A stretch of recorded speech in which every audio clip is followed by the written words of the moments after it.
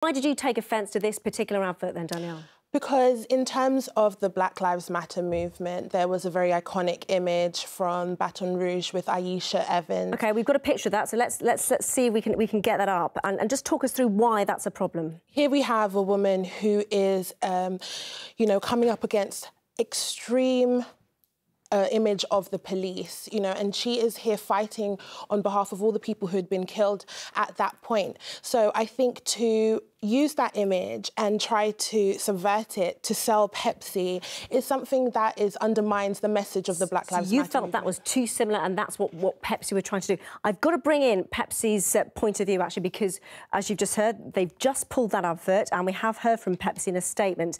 They've told us Pepsi was trying to project a global message of unity, peace and understanding. Clearly, we missed the mark and we apologise. We did not intend to make light of any serious issue. We are removing the content and halting any further rollout. We also apologise for putting Kendall Jenner in this position. Aaron, this is a nightmare, a publicity disaster, isn't it? It is. It's clumsy at best, and it may have the distinct award of being the worst ad that's created ever. It's managed to upset everybody. Everyone on the far right because it mentions protests, and everyone on the far left because it makes so many clumsy maneuvers and isn't well put together. However, we are all talking about it. Is there any such thing as bad publicity? Yes, I think because of social media, this smell will never go away for the brand. I think it's going to become a lesson in how to get it wrong.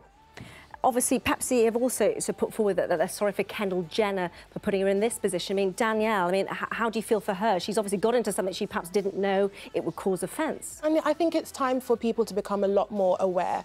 I think the problem with Kendall Jenner being the face of that advert is that the Kardashians, except for Kim, haven't been very vocal in, you know, supporting these kinds of movements. And then to have Kendall Jenner as the centre of this, when a lot of the Black Lives Matter movement is centred and run by Black women, it's very tone deaf and ignores the work of Black Lives Matter's protesters. Would you have felt differently, though, if a black person had played that role in that advert, do you think? I think I would have, and I think it's because right now we're living in a time when, you know, these images are important, especially as we're seeing, you know, the erasure of Black women for important conversations. So I think that it's a lot more important if there was a Black woman there. I think the backlash might have been less, but then I also think that it's like, what is Pepsi doing to actively support people's civil rights? And the commodification of people's pain needs to be looked at. So it's a very good move that they've pulled it back, and I hope that sends a very big message out to other brands in the future. Aaron, brands, what you do, I mean, you've got to think, how on earth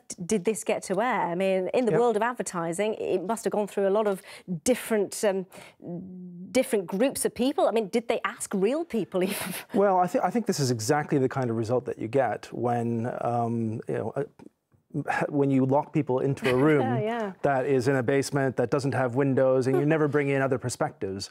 It must have been forced through somehow, but there clearly weren't enough people talking to normal people to say, what do you think?